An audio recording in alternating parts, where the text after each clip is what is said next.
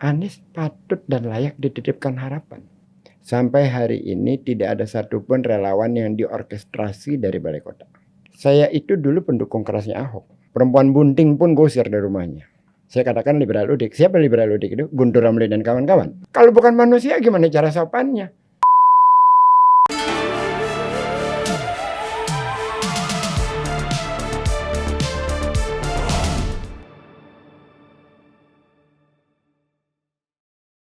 Assalamualaikum warahmatullahi wabarakatuh. Waalaikumsalam warahmatullahi wabarakatuh. Pak Ges Khalifah, ini teman lama saya, aktivis yang memang sudah lama tidak berjumpa, tetapi karena ada media sosial, akhirnya kita merasa dekat. Alhamdulillah. Ya, Pak Ges ini kalau kita lihat di medsos itu berseliweran istilahnya. Begitu kita buka Ges Khalifah itu langsung keluar semua itu. Iya, kan? iya. Pak Ges, ini tentu ya yang paling menarik dan masih belum terlalu lama sebenarnya peristiwanya, yaitu rame-rame soal Formula E. Saya kan mau tahu dulu nih, paling tidak publik mau tahu persisnya seperti apa sih ini sebenarnya antara penyelenggaraan Formula E ini, ya, itu dengan sumbangan atau support dari BUMN. Yang pertama saya harus bicara dulu tentang hubungan saya dengan Bang Julvan ini supaya yang dengar ini nanti jadi jelas gitu ya. Teman-teman semua, Bang Julvan ini saya dari SMA 7 kemudian kuliah di kampus Jayabaya, FISIP, lalu mengikuti yang namanya LDKHMI. Bang Julvan memberi training, nama materinya itu ideologi. Jadi kalau saya diwawancara sama beliau, kebayang groginya saya menghadapi ini. Kalau yang lain-lain sih nyaman-nyaman saja, tapi begitu dipanggil sama Bang Julvan, waduh. Jadi kalau saya agak grogi, tolong dimaklumilah karena saya berhadapan dengan suhu ini. Bang, terkait Formula E Bang ya, jauh hari. Itu dari 2019 tepatnya ketika Anies pulang dari Amerika, dia membawa ide tentang Formula E. Yeah. Dan ide itu dibawa ke DPRD. Disetujui oleh DPRD tanggal 17 Agustus ada nota kesepahamannya. Suratnya itu, nota kesepahaman antara DPRD dengan Anies. Gubernur ya? Gubernur. Lalu bergeraklah. Terus kemudian ada yang melihat ini secara positif, ada yang melihat ini bahwa kalau ini berlangsung maka bisa menjadi mercusuar untuk Anies atau seperti bola lampu besar gitu, menyinari Anies. Gitulah. Jadi dilihatnya dari konteks politik. Awalnya Formula E itu direncanakan di Monas, lalu kemudian batal. Lalu rencananya pindah sekitar Sudirman, ada 2 titik di sana yang kemudian batal juga. Lalu dilaksanakan di Ancol. Terjadi di Ancol dengan berbagai cara. Tentu saja kita usahakan supaya Formula E terjadi. Walaupun dengan sangat amat minim support dari BUMN, bahkan tidak ada sama sekali. Dan kalau Bang Julvan tadi awal tanya berapa tingkat keuntungannya, secara real kalau perkalian saya belum baca. Tapi kalau dari penelitiannya Indef, itu ekonomi yang bergerak di saat Formula E jumlahnya sekitar 2,1 atau 2, triliun. Itu kalau dari Indef. Lalu kalau dari Bank Indonesia Jakarta, DKI mengumumkan bahwa setelah diaudit, menyatakan bahwa Formula E layak dilaksanakan.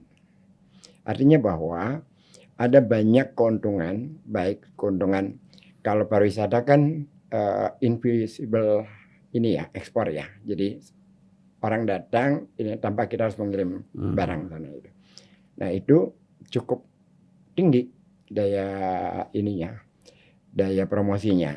Jadi, nah kita tunggu saja hasil dari audit yang nanti dengan pertemuan antara Jakpro selaku penyelenggara dengan DPRD gitu. Angka realnya berapa. Tapi kalau dari Indef, dari Bank Indonesia sudah menyatakan Formula E tidak ada masalah. Dan Formula E itu isi politiknya memang tinggi sekali. Sama seperti ketika Barca dikatakan akan datang ke Jakarta. Lalu Bang Dahlan Iskan mengatakan kepada Pak Anies, wawancara seperti ini, Iya. saya kok nggak yakin jadi. Hmm. Terus Anies mengatakan, itu akan jadi karena kita sudah kontrak. Iya, saya nggak yakin jadi karena penyelenggaranya Anda. Dan mereka jadi. Tidak jadinya itu ketika pemain Barca sedang berangkat ke airport untuk menuju ke Indonesia. Terus dikatakanlah bahwa izin di kita belum diberikan, lalu dibatalkan. Itu rencana pertandingannya itu tanggal 4 Desember, tanggal 2 surat. Itu lawan siapa dulu kalau Jadi yang akan datang waktu itu Barca, Atletico, sama rencananya Juventus. Akhirnya kejadian April kemarin. Ya. Barca, Atletico, dan Atletico Madrid yang datang akhirnya. Tapi kejadian. Tapi itu adalah pernyataan Dahlan Iskan pada saat mewawancara Anies itu terjadi. Gitu lah. Ketika Formula E juga sama, banyak orang meragukan. Dan alhamdulillahnya tetap terjadi. Ya. Saya kira Anies ini hal yang luar biasa dari dia adalah menahan dirinya untuk tidak mengomentari hal-hal sensitif, untuk tidak berhadapan dengan stakeholder di atas gitu loh. Itu 2,1 triliun tadi perputaran itu dari aspek apa ya? Dari banyak hal, dari aspek pariwisata, dari UMKM, banyak hal. Saya rinciannya itu saya nggak begitu hafal ya. Ya, tapi dari indeks bukan 2,1 malah kalau nggak salah 2,3. 2,3 triliun. Luar biasa ya. Kan kalau event kayak gitu kan nggak bisa begini Bang, nggak bisa menghitungnya berapa biaya yang keluar, berapa biaya yang masuk, pendapatan yang masuk. Mereka menghitungnya dari segala aspek. Nah, disitulah letak keuntungan event-event sebesar itu. Toh yang sekarang diinginkan kan oleh netizen kan berapa keuntungannya, realnya berapa gitu. Seperti kita dagang rumah, beli tanah berapa, bangun rumah berapa, jualnya berapa. Lah kalau kayak gitu bukan pemerintah yang menyelenggarakan, swasta. Gitu. Iya, saya terlepas sebenarnya ya, kita pengalaman melihat terlepas dari persoalan Formula E. Sebenarnya kan penyelenggaraan ini tidak ansih bicara soal perputaran uang yang ada pada saat penyelenggaraan misalnya. Itu, tapi memang aspek pariwisata harus diperhitungkan. Betul. Dan ini kita lihat pengalamannya si Mahathir itu membangun sirkuit Sepang misalnya di Malaysia, itu luar biasa waktu itu. Dan Singapura juga sudah mulai ikut dalam 3 tahun terakhir ini menyelenggarakan itu. Nah, tentu saya kira gini, faktornya ya mungkin orang melihat bahwa penyelenggaranya ini adalah Gubernur DKI yang namanya seorang Anies Baswedan. Kemudian sedang digadang-gadang hasil survei pun menunjukkan bahwa dia termasuk 3 besar calon presiden. Apa mungkin itu, Pak? Ya, sangat relevan.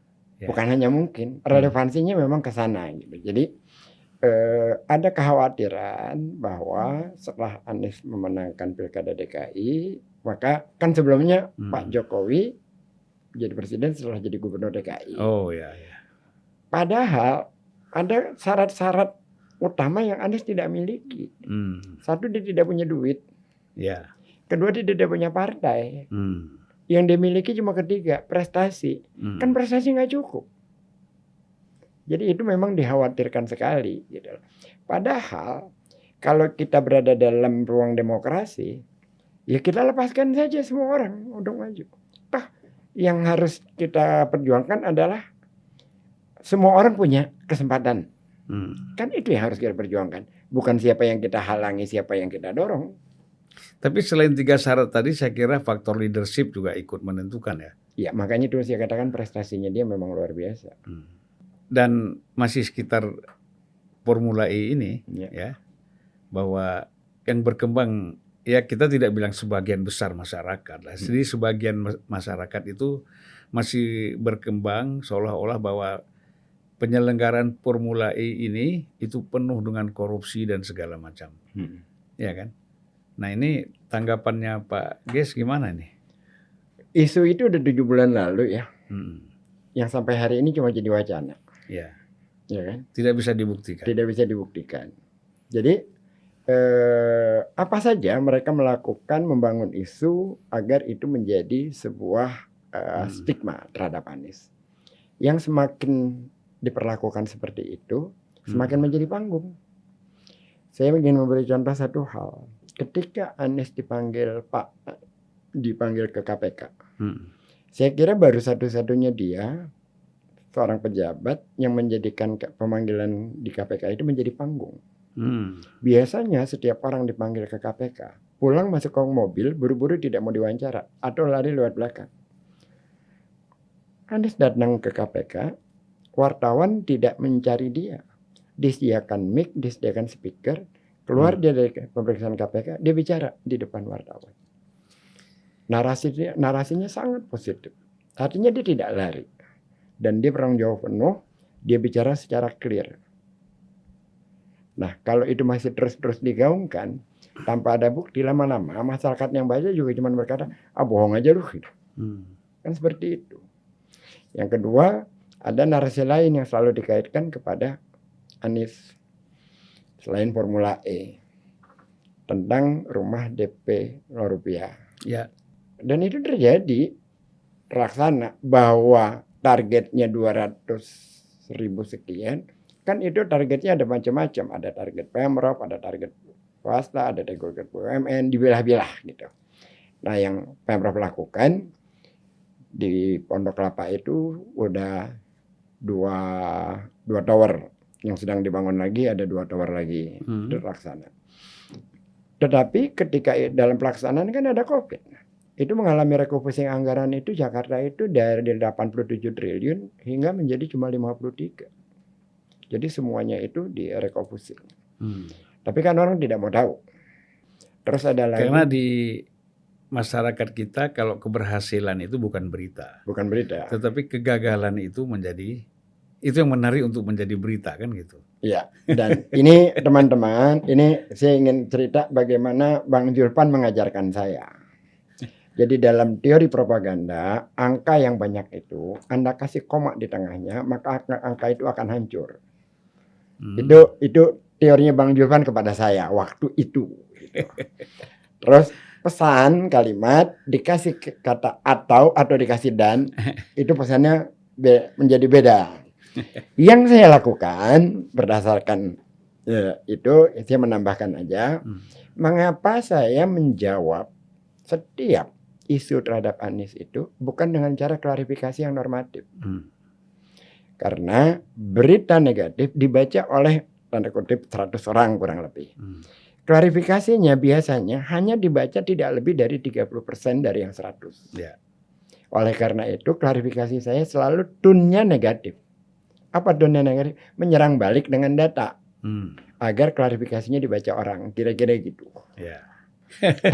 Jadi kontra propagandis. Ya. Propaganda.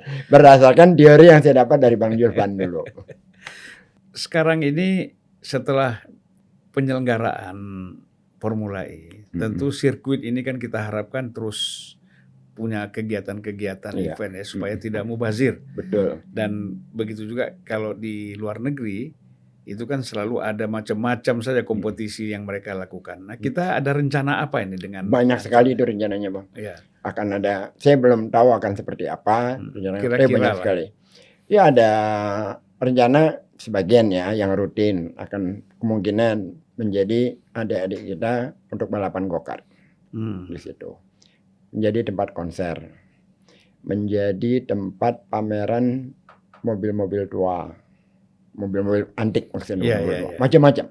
Jadi banyak hal akan dilakukan di sana dan kalau tidak salah Jakpro Sportainment namanya sedang mengkaji dengan Ancol tentunya untuk membuat PKS, perjanjian kerjasama terkait dengan penggunaan sirkuit. Istilahnya PKS ya?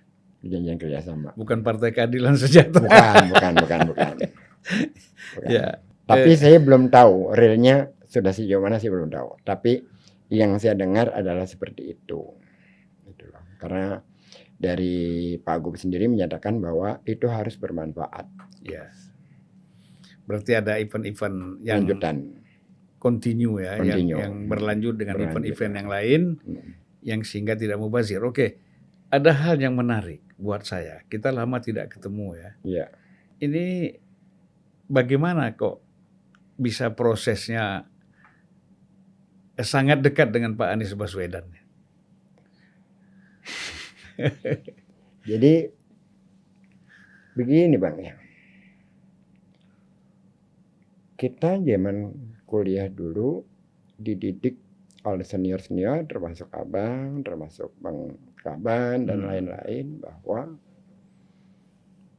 harapan kita itu kan di dalam kita dididik bukan untuk menjadi orang kaya, bukan untuk menjadi pejabat, tapi untuk menyuarakan kebenaran. Iya.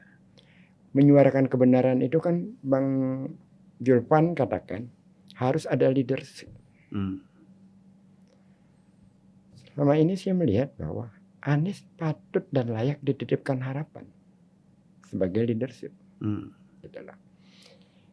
Saya mengamati Anies ketika bertemu pulang dari Amerika dia 2006. Cara bicaranya, isi tulisannya, segala macam. Dia katakan, ini orang oke ya. Terus nggak lama kemudian dia membuat, setelah dia rektor, dia membuat Indonesia Mengajar. Bagus sekali. Jadi wawasan saya tentang Indonesia itu melalui anak-anak yang ikut di program Indonesia Mengajar. Mereka ada di Aceh paling ujung sana gitu. Mereka ada di Papua yang berangkat dari sini naik pesawat, terus naik lewat darat, masih lagi lewat perahu lagi ke pedalamannya. Macam-macam hal itu. Betapa kekayaan Indonesia itu tereksplorasi lewat anak-anak yang ikut Indonesia Mengajar. Saya amati terus. Terus kita sering ngobrol. Dan sejauh ini banyak hal yang ide-idenya kita di masa lalu bisa dititipkan lewat dia. Yang utama adalah tentang keadilan sosial itu. Yang kedua, yang membuat saya dekat sama dia. Agak menarik sedikit. Anak saya kuliah di Paramadina. Terus saya mau umroh. Anak saya yang satu lagi kuliah di Malaysia di Lim Kok Kwing. Liburnya nggak ketemu nih Bang. Waktu liburnya nggak ketemu. Tapi kan kita pengen umroh bareng-bareng. Saya katakan sama anak saya, yuk kita umroh yuk. Nggak bisa Bang. Karena kalau tidak masuk 3 kali, tidak bisa ikut ujian. Itu di mana? Di Paramadina. Paramadina ya. Lah kita zaman kuliah dulu kan lebih banyak di training HMI daripada di kelas.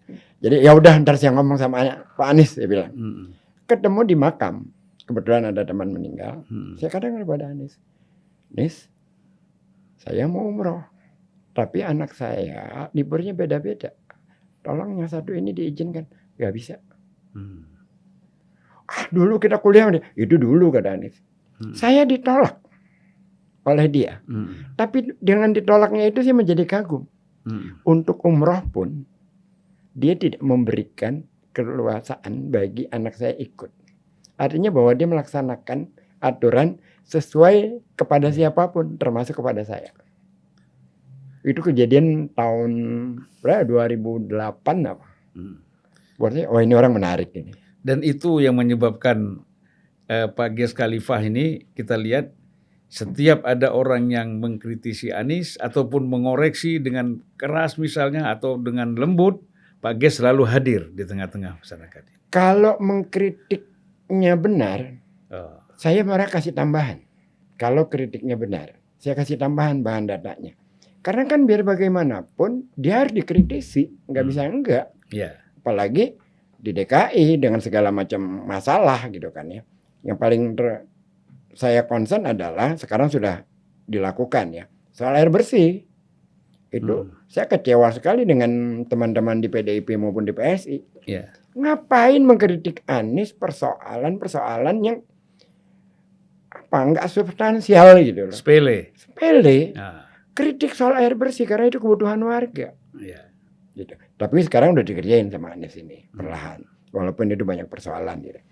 Tapi kalau yang kritiknya itu bukan kritik tapi lebih banyak hoak. Ya harus kita lawan. Jangankan teman benar, teman salah aja kadang-kadang kita belain, apalagi teman benar gitu kan. Kan itu sih ilmu kita zaman dulu lah kira-kira kayak gitu.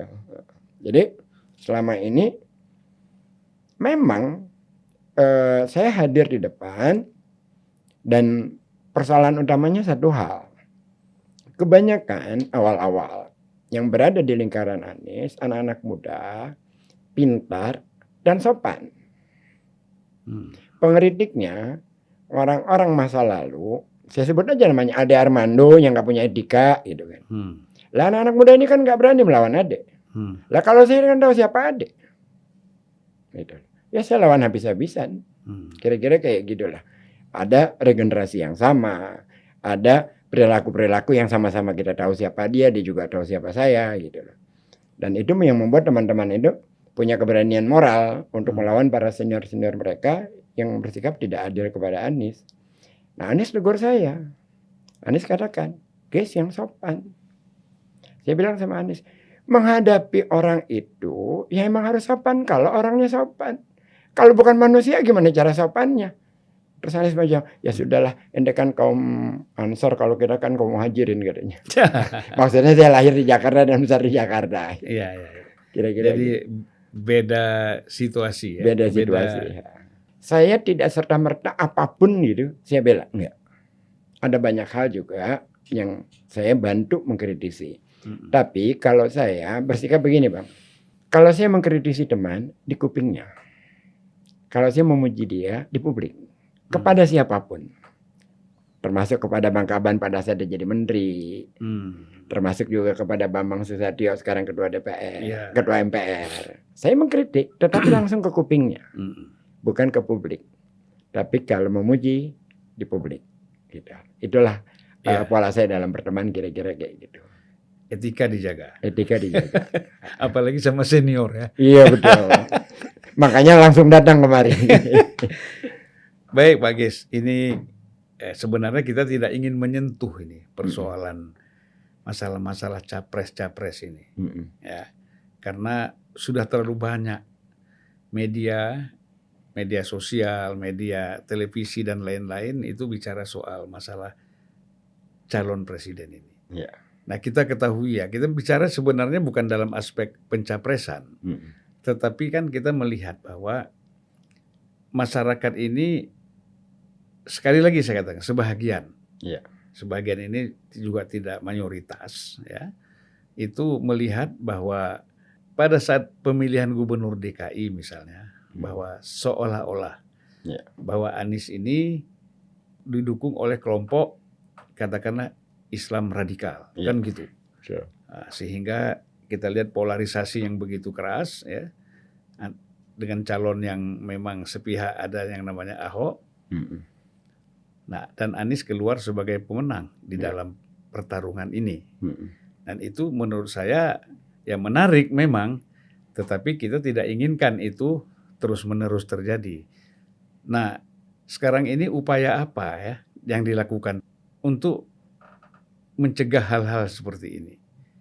Pasti ada upaya lah dari dalam untuk bagaimana meminimalisir isu-isu seperti ini atau kejadian-kejadian seperti ini.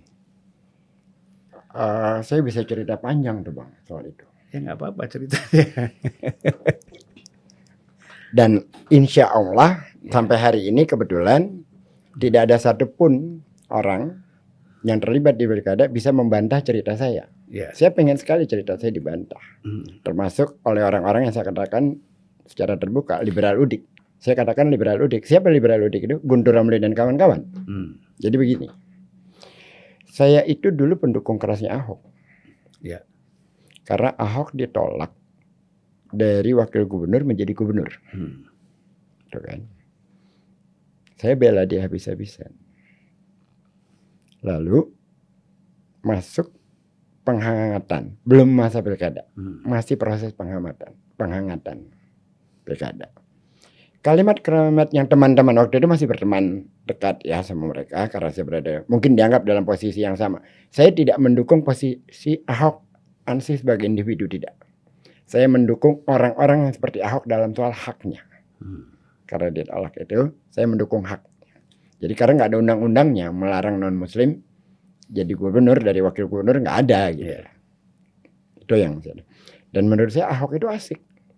Dia melawan partainya, dia melawan DPR, dia melawan elit lah. Jadi wah ini orang asik, keren. Keluar berbagai kalimat-kalimat dari Ahok yang kontroversial. Lebih baik membunuh 1.000 orang untuk menyelamatkan 10 juta orang. 2.000 orang. Ada macam-macam lagi. Dan pada saat penghangatan kampanye itu dari teman-teman menyatakan narasinya seperti ini. Lebih baik kafir tapi tidak koruptor daripada muslim tapi koruptor. Itu generatif sekali kalimatnya. Saya protes. Jangan seperti ini. Nanti muslim yang di tengah, yang moderat marah loh. Karena kan kita pilkada sudah berkali-kali, pilpres juga berkali-kali. Jangan digeneralisasi. Rupanya untuk melawan saat itu teman-teman yang dari FPI menggunakan kalimat-kalimat yang seperti itu. Dan itu terus-menerus berlangsung. Kapan itu dimulai? Dari 2015 udah dimulai. Termasuk sampai 2016. Lalu ada lagi. Perempuan pakai jilbab dikumpulkan. Kami muslim, kami pilih Ahok. Itu satu sisi. Sisi lain, pernyataan-pernyataan Ahok semakin mengkhawatirkan. Ketika dia menggusur kampung akuarium. Dan banyak yang nangis. Dan dia katakan, yang nangis itu sinetron. Ada kalimat satu lagi. Perempuan bunting pun gusir dari rumahnya. Saya melihat, ini orang agak aneh ya. Agak brutal ya. Agak brutal. Terus terakhir saya berhenti mendukung dia ketika seorang perempuan membawa kartu KJP-nya bertanya, Pak, ini kok nggak bisa saya cairkan? Lalu oleh Ahok dijawab, Ibu maling. Saya bilang akan. Saya berhenti sudah mendukung dia. Nah, dalam peristiwa-peristiwa itu Anies ada di mana? Anies masih jadi menteri. Ya. Jadi kepada yang dengar ini, tolong bantah data ini. Data tentang lebih baik kafir tapi tidak koruptor tapi daripada muslim tapi koruptor. Itu narasi agama, politik identitas yang dibawa oleh teman-temannya Ahok. Anies tidak terlibat. Ketika Anies dalam proses pilkada tanggal 17 Maret 2017 Anies membuat surat terbuka agar kepada orang-orang yang memasang spanduk tidak menyolatkan, menurunkan spanduk-spanduk itu apabila yang memilih Ahok tidak meninggalnya tidak akan disolatkan. Buat surat terbuka untuk itu diturunkan. Dan kalau ada yang diperlakukan seperti itu, dia katakan dia akan turun sendiri untuk menyolatkan. Dari mana ini berawal? Ketika keluar ancaman bahwa kalau Ahok kalah, janda-janda miskin tidak akan menerima KJP. Jadi ada ancaman dibalas lagi dengan ancaman. Ini kan sama-sama tidak sehat. Lah kita yang normal, yang wajar seharusnya meredam, bukan malah menambah-nambahi. Nah, sampai hari ini isu tentang Anies itu di stigma dengan radikal, ya memang sampai hari ini. Dan isu itu terus-menerus menunjukkan bahwa mereka semakin tidak punya isu lain untuk mendowngrade Anies. Itu isunya dari mulai pilkada sampai hari ini. Dan sampai hari ini tidak pernah terbukti. Bahkan yang terjadi apa? Pendeta Hindu Tamil berbicara lantang. Sejak zaman merdeka mereka tidak mendapatkan izin untuk rumah ibadah. Baru kali ini mereka mendapatkan izin. Lalu dari pemuka gereja di Cilincing. 10 gubernur yang kami alami. Baru kali ini gubernur yang sangat perhatian kepada itu kami. Itu begini Pak. Apa itu memang mereka muncul sendiri dari tengah-tengah masyarakat atau ada create? Enggak, ada kesengajaan di create supaya muncul statement-statement seperti itu. Bagaimana yang seperti itu bisa kita create? Bagaimana caranya? Jadi murni ya? Iya, bagaimana caranya? Mereka pemuka agama, mereka punya umat. Lah umatnya juga belum tentu suka dengan Anies, tiba-tiba dia mengatakan demikian. Dan banyak lagi dari yang lain-lain. Karena memang Anies ini memang orang tengah. Dari dulu. Kan sebelumnya, jauh sebelum ini, kita kan agak repot menghadapi isu yang dilekatkan kepada Anies bahwa dia Syiah, dia liberal. Kan isunya itu. Apa? Bahwa Anies itu Syiah, Anies itu liberal. Kan isunya itu pada saat awal pilkada. Sekarang dia menang, isunya berganti lagi, gitu loh.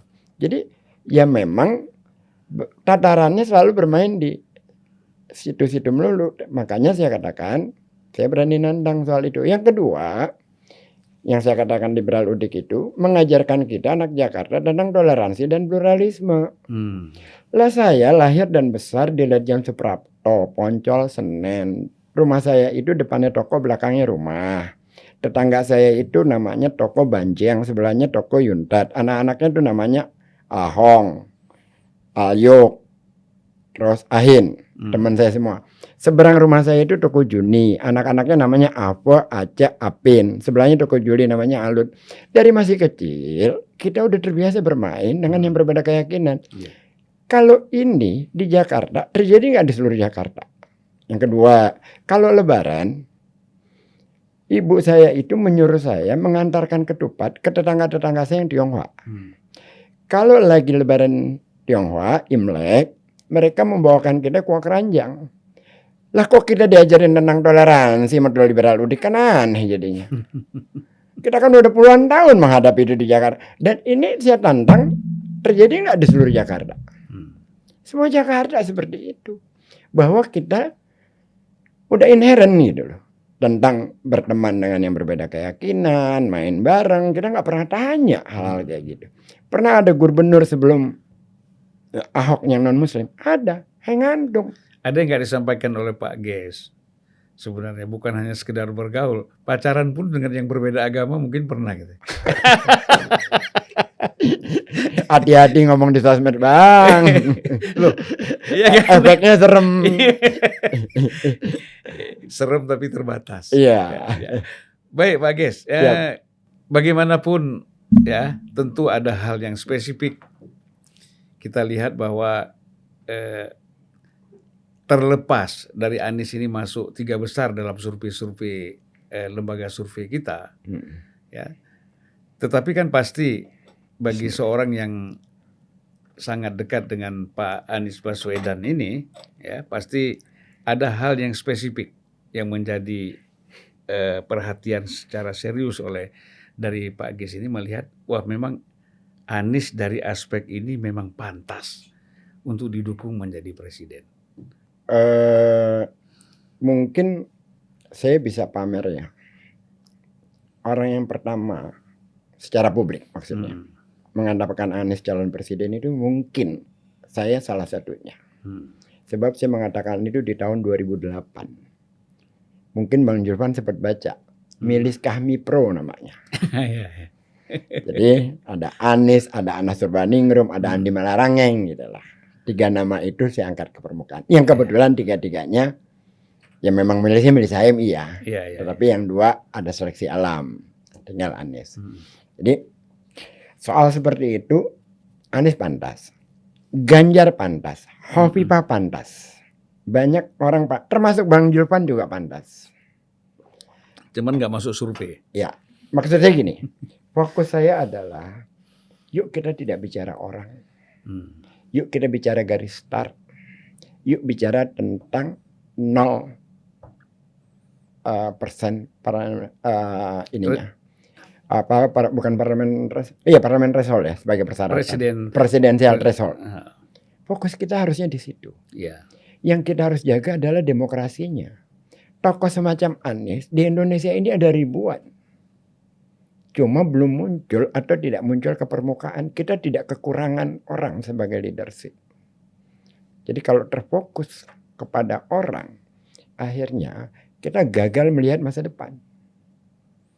Jadi problem demokrasi ini kembali lagi kepada presidensial threshold 20%. Betul. Dan menurut saya, awal dari polarisasi yang keras ini dari sana. Dengan munculnya hanya 2 figur calon. Ini Pak Ges ini termasuk orang yang saya kira udah sekian puluh ribu ini yang tokoh-tokoh yang bicara masalah ini. Tetapi kan Mahkamah Konstitusi tetap saja menolak judicial review ya. Ya, karena standing ininya kan harus lewat partai. Kebanyakan kan yang menggugat itu civil society ya, tidak dari partai ya. Tapi kan mereka juga merasa punya hak. Seharusnya. Nah. Dan hak kita sudah dikorup oleh partai. Kira-kira apa strategi yang dilakukan ataupun untuk Anies supaya bisa menang di dalam pilpres ini? Gini Bang, ada terserahlah orang mau anggap saya bohong. Ya. Silahkan. Sampai hari ini tidak ada satupun relawan yang diorkestrasi dari balai kota. Jadi semua itu organik. Dan saya kepusingan menghadapi permintaan relawan untuk hadir di sana, di sini banyak sekali. Dan apa yang dikatakan Anies, tunggu nanti setelah Oktober. Jadi tidak ada satupun yang diorkestrasi. Setelah Oktober itu karena dia sudah selesai sebagai gubernur, baru dia boleh bicara tentang hal lain. Lebih bebas. Ya, tidak terikat dengan jabatan. Kalau soal etika memang dia luar biasa itu. Kalau ini kita dengar soal akan dipasangkan Anies dengan Puan itu gimana kira-kira? Saya nggak punya komentar. Karena itu yang berarti tidak pernah ada pembicaraan masalah itu di internal. Tidak pernah. Anies Baswedan. Tidak pernah. Dan sampai hari ini memang belum pernah ada satu kali pun rapat resmi membahas tentang capres. Jadi banyak juga teman-teman yang bertanya sama saya, Mas Anda nggak tahu? Saya serius tidak. Orang tentu tidak percaya. Ya saya mau katakan apa? Memang selama ini yang terjadi seperti itu gitu loh. Jadi dia memang jelas, jangankan untuk itu ya. Ketika maju gubernur kan udah ditetapkan malam itu dia maju. Dibilang jangan diumumkan dulu. Saya mau bilang dulu dengan ibu saya. Baru dia bicara di publik. Sebelum dia bicara sama ibunya dia nggak mau. Kita tidak bicara orang, saya setuju lah. Betul. Tetapi bagaimanapun kan seandainya ya Anies ini nanti mendapat dukungan 20% lebih. Betul. Suara partai yang mendukung dia jadi presiden. Kita tidak bicara orang. Tetapi kira-kira tipe model seperti apa? Karena wakil presiden ini juga dari hasil survei ini banyak sekali. Karena kita tidak bicara orang. Tetapi kira-kira kan type yang orang seperti apa yang cocok mendampingi Anies ini? Saya nggak tahu kalau secara survei. Tapi kalau dari sisi Anies, dia bisa bekerja sama dengan siapa saja. Baik itu dengan Puan, baik itu dengan Ridwan Kamil, baik dengan Hovifah, baik itu dengan Ganjar, dengan siapapun. Karena tipikal Anies itu, satu, dia bisa kerjasama. Buktinya di Jakarta ini dia melakukan kolaborasi dengan banyak pihak. Termasuk orang-orang yang tidak suka dia, akhirnya ikut di dalam program-programnya dia, gitu ya. Jadi dia tuh tidak punya batasan soal itu. Yang kedua, nanti kan partai-partai itu akan melihat dari kemampuan wakilnya juga menarik suara. Ya. Saya kira itu. Karena mau menang kan? Karena mau menang. Ya. Nah, kalau soal itu otoritasnya bukan di kita lagi sudah tuh. Di partai politik. Di partai politik. Ya. Tapi kalau dari sisi Anies, dia orang yang sama sekali tidak punya batasan dengan siapapun. Kira-kira menurut Pak Ges ini 20% ini, threshold 20% ini yang mendukung Anies ini kira-kira mencapai nggak? Abang lah yang tahu Bang. Saya berada di luar posisinya Bang. yang pantasnya itu Abang, kita tuh berada di outsider Bang. Nggak berani saya menjawab itu. Justru. Karena kalau saya menjawab secara keyakinan, ya asumsi terlalu spekulatif. Nggak apa-apa, saya kira yang penting masyarakat itu kan paham. Ya kalau dari sisi selama ini yang sudah bergerak di mana-mana kayak gitu, itu kan juga sebenarnya suara partai juga, ya kan, aspirasi pemilih partai. Iya. Nah itu kalau lihat dari situ melampaui dari 20%. Gitu ya. Iya, kalau dari sisi itu. Tapi dari partainya itu sendiri, ya saya nggak punya keberanian, bukan nggak punya keberanian, maksudnya saya tidak punya otoritas menjawabnya. Ya tapi kan pastilah ada satu ini kan menggunakan Secara rasional, Iya. objektif, analisa politik kita iya. Problemnya adalah analisa kita secara proporsional, secara objektif seringkali dikalahkan oleh hal-hal yang tidak rasional. Jadi kalau kita bicara sekarang objektif, terus dengan kerangka-kerangka teoritis segala macam, hasilnya jungkir balik. Ya, memang kalau kita lihat sekarang yang beredar di media sosial ya, kemudian di pembicaraan-pembicaraan banyak pengamat dan politisi bahwa seolah-olah ini baru Nasdem yang sedikit menunjukkan menunjukkan tanda-tanda bahwa arahnya mendukung Anies. Iya. Walaupun seperti dikatakan tadi, kita kan belum tahu pasti seperti apa. Karena Nasdem sendiri itu kemarin kan yang diusulkan oleh wilayah dan daerah itu ada tiga calon, tiga calon yaitu Anies Baswedan, kemudian Ganjar dan Andika. Nah dari tiga calon ini kan persepsi orang Pak Surya itu menjatuhkan pilihan kepada Anies Baswedan. Iya, karena secara angkanya orang akan berpikir gitu, bukan hanya dari Pak Bang Surya. 21 DPW menaruh Anies di nomor 1. 5 DPW menaruh Ganjar di nomor 1. Dan yang lainnya lagi baru terbagi-bagi. 32 DPW mencalonkan ada nama Anies di situ. 28 atau 29 DPW ada nama Ganjar di situ. Tapi penaruhan nomor itu kan itu juga tidak asal gitu loh. Yeah. Itulah yang menjadikan persepsi orang bahwa Nasdem itu warga. Kira-kira gitulah analisa saya gitu. Ya. Tetapi walaupun mungkin masih dalam pembahasan lah ya. Pembahasan karena melihat perkembangan yang ada sekarang, memang justru kalau orang lihat kayaknya yang lebih dekat ke Pak Anies ini kan sebenarnya PKS ya. Enggak dong. Justru tidak dekat. Bukan soal kedekatan. Kalau dari sisi historis, yang membuat deklarasi Nasdem kan Anies, yang membacakan dia. Ya. Jadi sisi sejarahnya Anies lebih kuat sebagai kader Nasdem. Kalau Nasdem masih ormas ya, karena dia deklaratornya. Ya, gitu. Ya tapi kan kemudian tidak lebih memilih untuk tidak berpartai ya. Tidak ikut di dalam mendirikan partai Nasdem. Ya semakin seperti itu kan menunjukkan nanti Anies benar-benar di tengah. Ya. Dia bisa dikatakan punya latar belakang dengan Nasdem, dia bisa dikatakan dekat dengan PKS gitu. Dekat juga dengan Demokrat. Dekat juga dengan Demokrat itu. Dengan Gerindra. Nah, jadi kan? Semakin menunjukkan memang dia ada di tengah. Gitu. Ya.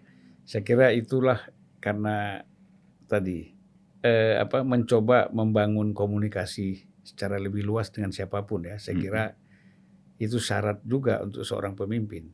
Nah, bagaimanapun ya sebagai seorang yang digadang-gadang untuk menjadi capres, itu pasti kan apapun yang dilakukan, ini pencitraan saja ini. Betul. Ini pencitraan. Nah, bagaimana pandangan kita ini, Pak Gis? Ya, Anies tidak perlu bikin sesuatu yang palsu ya. Dan dia juga tidak punya sikap yang palsu. Kalau Bang Julfan lihat foto-fotonya ketika di Paramadina, banyak foto yang menarik. Salah satunya dia jadi pembicara di seminar. Lalu dia turun dari seminar menghampiri seorang bapak-bapak tua. Dia bicara dengan bapak-bapak tua itu di forum itu tidak berdiri. Dia jongkok.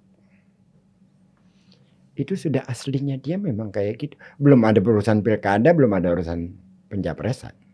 Bahasa tubuhnya menunjukkan penghormatan kepada orang. Dan selalu seperti itu. Yang kedua soal keadilan. Hmm. Dia janjikan kampung akuarium dia bangun. Dia bangun. Dan dia bangun dengan berdialog kepada masyarakat sana. Yang menurut saya capek. Kenapa? Keramiknya masyarakat yang menentukan. Model jendelanya masyarakat itu yang menentukan. Model apa namanya. Jadi kolaborasinya benar-benar harus sesuai dengan kebutuhan masyarakat setempat. 296 taman di Jakarta. Dia bangun. Ada yang dibangun baru, ada yang direvitalisasi. Dan tidak ada yang template. Semuanya berdasarkan dialog dari masyarakat setempat. Gitu. Gak ada pencitraan itu manusia. Dari bahasa tubuhnya, memang seperti itu. Dan kalau mau dilihat di pencitraan atau tidak, saya katakan tidak. Dan itu juga merugikan. Dia kalau bicara tangan kirinya main. Dalam bahasa tubuh kita, orang timur, itu gak baik. Bahasa kita. Tapi Anies itu udah terbiasa. Dia kalau bicara tangan kirinya itu main gitu. Nah kalau dia pencitraan, yang begitu dia urus, dia kagak urus. Walaupun saya pernah katakan, kalau lagi di TV tolong tangan kirinya jangan kemana-mana. Dia nggak ada urusan gitu dengan gitu. Kalau tangan kiri itu dianggap aib ya. Jangan aib. Ya. Pak Ges, terkesan ya bahwa Anies ini mendapat dukungan besar untuk menjadi the real presiden. Ya. Itu yang dirasakan. Nah, pasti banyak yang ingin menghambat. Ya, menghambat kemudian melakukan apapun lah supaya dia gagal. Ya Formula E contohnya. Ya. Nah, apakah ada kesan dari elit kekuasaan misalnya ingin menghambat Anies ini untuk menuju RI 1? Ya kalau kesan bisa ya Bang ya. Tapi kalau kita bicara tentang faktanya mana ya susah. Tapi kalau kesan ya memang itu kesan di umum gitu loh. Udah nggak bisa kita pungkiri lagi. Buktinya Formula E, yang lain-lain lah. Seperti angin. Ada tapi kita nggak nampak tapi kita kedinginan. Tapi kita rasain gitu. Iya. Itulah kesan ada ya. Tapi selama ini kalau saya sih bicara langsung dengan Anies, langsung saya katakan, Anda tuh selamat karena banyak yang doain. Ya. Dia langsung, iya betul. Mungkin banyak sedekah juga barangkali ya. Mungkin, saya nggak tahu. Ya, biasanya kalau orang banyak sedekah itu selamat ya.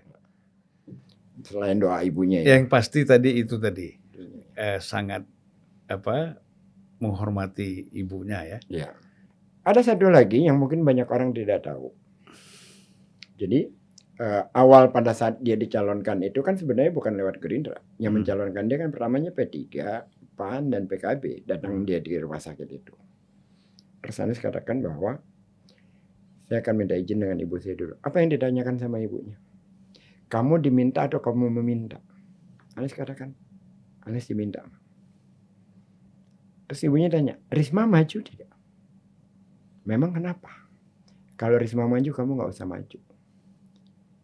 Karena tanggung jawab kamu sudah diambil.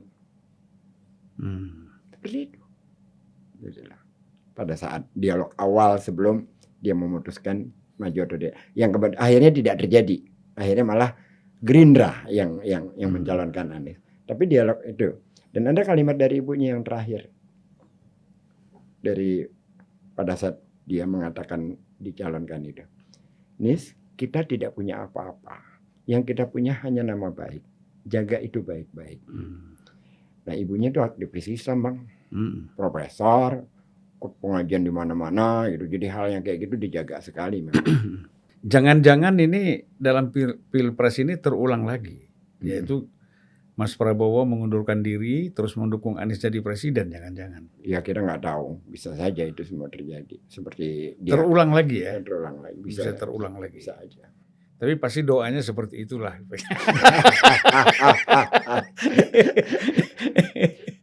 Aduh, abang saya ini. Pak Ges, Ya. Kita semua. Saya boleh punya pertanyaan satu nggak Bang? Ya. Umur abang masih ini jauh. Ya. Lah kok abang bisa semudah ini, resepnya apa bang? Istrinya cuma satu. Oh. Itu. Jadi kita berkawan banyak, beristri satu. Itu. Masya Allah. Masya Allah. Pak Gis, ya Yap. jadi sebagai warga negara Indonesia, sebagai anak bangsa, kita ini ingin bersama-sama dengan yang lain, kita ingin membangun Indonesia ke depan. Kira-kira kita kan pasti ada harapan, ada mimpi dari seorang Gis Khalifah ini untuk Indonesia ke depan yang lebih baik. Kalau saya nggak terlalu jauh bang mimpinya ya. Yang paling utama tuh hukum. Punya mimpi soal itu. Hukum yang punya kekuatan untuk berlaku sama kepada siapapun. Itu saja cukup. Selama ini kita hidup tidak dibiayai negara. Ya. Kita kerja sendiri, apa sendiri gitu loh. Sekian ratus juta orang ini negeri bisa menghidupi rakyatnya negeri ini. Nah yang perlu dilindungi adalah hukumnya. Nah kita butuh pemimpin yang punya komitmen kuat terhadap itu. Itu saja. Dan itu saya percaya sekali sehingga Gis Khalifah ini menjadi seorang nasionalis. Ya. Saya bisa buktikan itu bang. Saya 9 tahun menjadi produser Jakarta Melayu Festival. Ya. Tahun ini yang ke-10. Biayanya biaya sendiri paling besar, yang kedua biaya pribadi. Kenapa saya lakukan itu? Saya ingin semua orang melihat apa yang saya lihat. Ya. Saya ingin semua orang tahu apa yang saya tahu tentang Melayu. Itu peradaban yang luar biasa besar. Saya pun melihat bahwa persoalan, terutama persoalan Capres ini, ya, soal pemilu 2024 ini masih setahun lebih, ya. Tentu kita ingin memberikan satu hal yang positif di dalam pemilu 2024 ini. Kita semua berkontribusi dan ingin berbuat baik di dalam event itu. Dan mudah-mudahan kan harapan kita untuk menjelang ke sana ini tidak ada hal-hal yang satu peristiwa yang mengejutkan yang kemudian membuat suasana menjadi keruh, menjadi kacau. Apa sarannya Pak Gis dalam konteks ini? Berlaku adil saja. Cukup. Ya, kalau keadilan itu dirasakan oleh masyarakat, selesai.